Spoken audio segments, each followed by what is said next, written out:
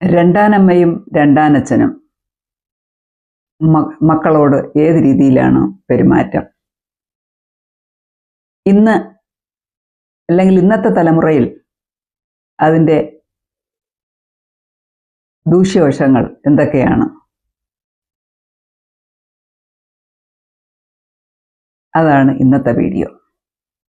Hi, ഞാൻ Safi teacher, former Victoria college principal and deputy director retired. കുട്ടികളുടെ പീഡനത്തിൽ വളരെ ഒരു വലിയ പങ്ക് വഹിക്കുന്നുണ്ട് രണ്ടാനച്ഛനും രണ്ടാനമ്മയും. അതായത് കൊച്ചുമക്കളുള്ള മാതാപിതാക്കൾ പുനർവിവാഹത്തിന് മുതിരുമ്പോൾ ആ കുട്ടികൾക്ക് എന്ത് സംഭവിക്കുന്നു? നമുക്ക് ഒരു കുഞ്ഞുങ്ങളൊന്നോ രണ്ടോ കുഞ്ഞുങ്ങളുള്ള ഒരമ്മ, കുഞ്ഞുങ്ങൾക്ക് ചെറിയ പ്രായം 10 വയസ്സിൽ താഴെ ഉള്ള ഒരമ്മ പുനർവിവാഹത്തിന് തയ്യാറെടുക്കുമ്പോൾ ആദ്യം നമുക്കത് നോക്കാം. കൊച്ചു കുഞ്ഞുങ്ങളെന്ന് പറയുമ്പോൾ അവർക്ക് അമ്മയുടെ ഇപ്പം അച്ഛൻ കാണൂലല്ലോ, അതല്ലേ അമ്മ മാത്രവും പുനർവിവാഹത്തിന് തയ്യാറെടുക്കുന്നത്. അമ്മയുടെ കരുതലും ലാളനയും പ്രോത്സാഹനവും ആശ്വാസവും എല്ലാം എപ്പോഴും വേണ്ട സന്ദർഭമാണ് കൊച്ചുകുട്ടികളെ സംബന്ധിച്ചിടത്തോളം. അമ്മ പുനർവിവാഹത്തിന് തയ്യാറെടുത്താൽ അപ്പോൾ അവിടെ അമ്മയ്ക്ക് മറ്റൊരു ജീവിതത്തിലേക്ക് അമ്മ കാലുകുത്തുമ്പോൾ ഈ കുട്ടികളുടെ കാര്യത്തിൽ അതുവരെ ഉണ്ടായിരുന്ന, അവർക്ക് വേണ്ടി ചെലവഴിച്ചിരുന്ന സമയവും അമ്മയുടെ മാനസികാവസ്ഥയും ശാരീരികാവസ്ഥയും എല്ലാം കുട്ടികൾക്ക് നഷ്ടപ്പെടും. അപ്പോൾ കുട്ടികളും വയലൻ്റ് ആവും, ഇറിറ്റേഷനാവും, സ്വഭാവ വൈകൃതങ്ങൾ വരും. അതിനനുസരിച്ച് അവർ ഇണങ്ങിയും പിണങ്ങിയും കരഞ്ഞും നിലവിളിച്ചും ബഹളം വെച്ചും പരമാവധി അമ്മയുടെ അറ്റൻഷൻ കിട്ടാൻ ശ്രദ്ധിച്ചുകൊണ്ടിരിക്കും. ഇത് അമ്മയും രണ്ടാനച്ഛനും തമ്മിലുള്ള ബന്ധത്തിനും കോട്ടം വന്നുകൊണ്ടേയിരിക്കും. അവിടെ അവർ തമ്മിൽ അസ്വാരസ്യങ്ങളും മുഷിച്ചിലും കുട്ടികളൊരു ബാധ്യതയും പ്രശ്നങ്ങളും ആകുമ്പോൾ കുട്ടികളെ ഉപദ്രവിച്ചു തുടങ്ങും. തിരിച്ചും അതുപോലെ തന്നെയാണ്. മക്കളുള്ള ഒരച്ഛൻ, ഭാര്യ ഒന്നുകിൽ മരണപ്പെട്ടു പോയി, അല്ലെങ്കിൽ ഡൈവോഴ്സായി, അല്ലെങ്കിൽ ഭാര്യയില്ല, വേറൊരു സ്ത്രീയെ കല്യാണം കഴിക്കുമ്പോൾ അവർക്കൊരു പുതിയ ജീവിതം അവർ തുടങ്ങുമ്പോൾ ഈ അച്ഛൻ്റെ ലാളനയും സ്നേഹവും പരിലാളനയും മക്കൾക്ക് കുറയും. അത് കുറവ് വരുമ്പോൾ അവർ ഇണങ്ങാനും പിണങ്ങാനും അസ്വാരസ്യങ്ങൾക്കും അപകർഷതയ്ക്കും ഒക്കെ വഴിമാറും. അവരുടെ സ്വഭാവ വ്യതിയാനം വരും. സ്വഭാവ വ്യതിയാനം വരുമ്പോൾ അവർ മാനേജ് ചെയ്യാൻ പ്രയാസമാവും. അങ്ങനെ ജീവിതത്തിലാകെ കല്ലുകടിയാവും. അപ്പോൾ ശല്യം ചെയ്യുന്ന കുട്ടികളെ ആദ്യമൊക്കെ ഉപദ്രവിച്ചു തുടങ്ങും. ചെറുതായിട്ടും വലുതായിട്ടുമൊക്കെ ഉപദ്രവിച്ച് പിന്നെ അത് അതിൻ്റെ പാരമ്യത്തിലെത്തും. ചട്ടുകം പഴിപ്പിച്ച് വെച്ചു തുടങ്ങും. തൊട്ടതും പിടിച്ചതും ഒക്കെ കുറ്റമായിട്ട് കാണും. കൊച്ചുകുട്ടികളാകുമ്പോൾ അവർ ബെഡിൽ മൂത്രം ഒഴിക്കും, അല്ലെങ്കിൽ അവരെ പീഡിക്കാൻ കൊണ്ടുപോകാൻ സഹായിക്കേണ്ടി വരും. ഇവിടെ എല്ലാം ഈ അമ്മയുടെയോ അച്ഛൻ്റെയോ പരിചരണം കുട്ടിക്ക് കുറഞ്ഞു പോകും. അപ്പോൾ കുട്ടി അതിനനുസരിച്ച് വിരളി പിടിക്കുകയും വഷളാവുകയും വഷളത്തരം കാണിക്കുകയും ചെയ്യും. അങ്ങനെ ആകെ അസ്വസ്ഥതകളിലേക്ക് നീങ്ങും. കുടുംബ ബന്ധങ്ങൾ പ്രശ്നങ്ങളാവും. കുഞ്ഞുങ്ങളെ ഉപദ്രവിക്കും. കുഞ്ഞുങ്ങൾ മാരകമായിട്ട് മുറിവേൽക്കപ്പെടുകയോ മരണം വരെ സംഭവിക്കുകയോ ചെയ്യാം. ഇത് ഈ അടുത്ത കാലത്തായിട്ട് വളരെയേറെ അനുഭവങ്ങൾ ഇങ്ങനെ വരുന്നുണ്ട്. പക്ഷേ വളരെ വാത്സല്യത്തോടെയും സഹതാപത്തോടെയും അനുകമ്പയോടുകൂടി മക്കളെ വളർത്തുന്ന രണ്ടാനച്ഛനും രണ്ടാനമ്മയും വളരെ വിരളമായിട്ടെങ്കിലും ഉണ്ട് കേട്ടോ. അവരെ ഉദ്ദേശിച്ചല്ല ഈ പറയുന്നത്. ഇത്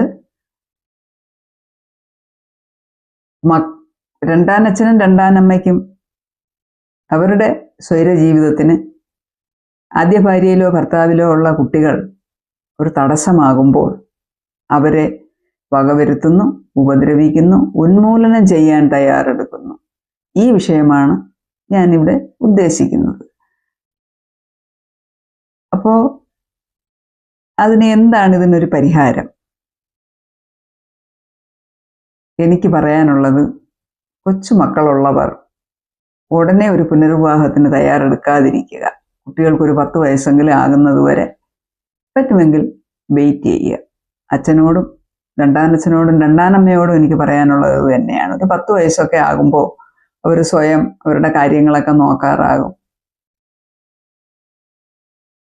അത് കഴിഞ്ഞാൽ പിന്നെ എനിക്ക് പറയാനുള്ളത്, ഈ കുട്ടികൾ ഒരു ബാധ്യതയാകാതെ ഇവരെ ശിശുക്ഷേമ സമിതിയിലോ അല്ലെങ്കിൽ അനാഥാലയങ്ങളിലോ അല്ലെങ്കിൽ അവരെ ആരെങ്കിലും നന്നായിട്ട് പരിചരണവും സംരക്ഷണവും കിട്ടുന്ന ഒരു മാതൃകാ സ്ഥാപനത്തിൽ അവരെ എത്തിച്ചതിന് ശേഷം മാത്രം നിങ്ങൾ പുനർവിവാഹത്തിന് തയ്യാറെടുക്കുക. അല്ലാതെ ഒരു സ്ത്രീയോടും ഒരു പുരുഷനോടും ഞാൻ ഉപദേശിക്കില്ല കൊച്ചുമക്കളുള്ളവർ ഒരു പുനർവിവാഹത്തിന്.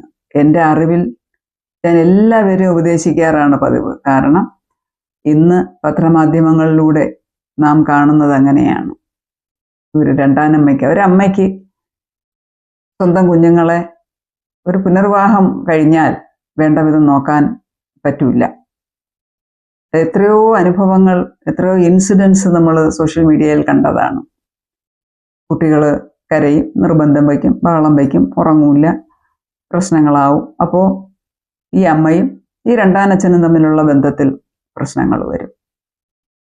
അവരുടെ സ്വൈരജീവിതത്തിന് കുട്ടികൾ തടസ്സമാകും. അപ്പോൾ അവരെ ഉന്മൂലനം ചെയ്യാനും അടിക്കാനും എറിയാനും തള്ളയിടാനും പിടിച്ചു തള്ളാനും ഒക്കെ തുടങ്ങും. അപ്പോൾ കുട്ടികൾ മാരകമായിട്ട് മുറിവേക്കും, കുട്ടികൾ മരണപ്പെട്ടു പോകും. അതുകൊണ്ട് ദയവ് ചെയ്ത് കൊച്ചുമക്കളുള്ള അമ്മമാർ വിവാഹിതരാകാതിരിക്കാൻ പരിശ്രമിക്കുക. അവരെ അല്ലെങ്കിൽ കുട്ടികളെ ഉചിതമായ ഒരു രക്ഷാസ്ഥാനത്ത്, ഒരു സ്ഥാപനത്തിൽ, മാതൃകാ സ്ഥാപനത്തിൽ ഏൽപ്പിച്ചതിന് ശേഷം മാത്രം വിവാഹം കഴിക്കുക. അച്ഛന്മാരോടും പറയാനുള്ളത് അത് തന്നെയാണ്. നിങ്ങൾക്കൊന്നോ രണ്ടോ മക്കളുണ്ടെങ്കിൽ ആ സ്റ്റേജിൽ വിവാഹം കഴിക്കുന്ന സ്ത്രീയെ സംബന്ധിച്ചിടത്തോളം കുട്ടികളൊരു ബാധ്യതയായിരിക്കും. എത്രയൊക്കെ ഇനി സംരക്ഷിച്ചോളാം എന്നും പറഞ്ഞ് ഉറപ്പ് കൊടുത്ത് വിവാഹത്തിന് മുതിർന്നാലും മിക്കപ്പോഴും സംഭവിക്കുന്നത് കുട്ടികളെ വേണ്ട വിധം നോക്കൂല, കുട്ടികളൊരു ശല്യമാകും, ബാധ്യതയാകും. അതുപോലെ തന്നെ പുതിയ ബന്ധത്തിലൊരു കുട്ടി കൂടെ വരുമ്പോൾ പഴയ ബന്ധത്തിലുള്ള കുട്ടികൾ ഒരു അനാവശ്യ ചരക്കായി മാറും. അപ്പോൾ പുതിയ ബന്ധത്തിലുള്ള കുട്ടിക്ക് പരമാവധി കിട്ടണം, കൊടുക്കണം, സ്വത്തും മുതലും എല്ലാം അവർക്ക് കിട്ടണം. അപ്പോൾ മറ്റേ കുട്ടികളെ ഉപദ്രവിക്കാനും ഉന്മൂലനം ചെയ്യാനും വകവരുത്താനും ഒക്കെ ഉള്ള ത്വര മനുഷ്യരിലുണ്ടാകും. അതുകൊണ്ട് എനിക്ക് പറയാനുള്ളത്, പുനർവിവാഹം കൊച്ചുമക്കളായിരിക്കുമ്പോൾ ഒന്നാലോചിച്ച് മാത്രം തീരുമാനിക്കുക. ഒരല്പം മുതിർന്നു കഴിഞ്ഞിട്ട്, സ്വന്തം കാലിൽ നിൽക്കാറായിട്ട്, വരുംവരായികളും തെറ്റും ശരിയും നോക്കി മനസ്സിലാകാൻ പ്രാപ്തിയാകുന്നത് വരെ ഒന്ന് ക്ഷമിച്ച് പുനർവിവാഹത്തിൽ നിന്ന് ഒഴിഞ്ഞു നിൽക്കുക. അത് കഴിഞ്ഞിട്ട് അവരെ ഏതെങ്കിലും മാതൃകാ സ്ഥാപനത്തിൽ ഏൽപ്പിച്ചിട്ട് പിന്നെ വിവാഹം കഴിക്കുക. വിവാഹം കഴിക്കും, അപ്പോഴത്തേക്ക് കുട്ടികളൊരല്പ പക്വതയാവും, പിന്നെ കൂടെ കൂട്ടാം. ഇതാണ് പുനർവിവാഹത്തിൽ എൻ്റെ അഭിപ്രായം. ഇതിനോട് നിങ്ങൾ യോജിക്കുന്നുണ്ടോ? ഇതിലെന്തെങ്കിലും വാസ്തവമുണ്ടോ? സത്യാവസ്ഥകളുണ്ടോ? നിങ്ങളുടെ ശ്രദ്ധയിൽപ്പെട്ടിട്ടുണ്ടോ? ഇങ്ങനെയൊക്കെയാണോ? നിങ്ങളുടെ അഭിപ്രായങ്ങളും നിർദ്ദേശങ്ങളും കമൻ്റായിട്ട് രേഖപ്പെടുത്തുമല്ലോ അല്ലേ? മറ്റൊരു വീഡിയോയുമായി വീണ്ടും കാണാം.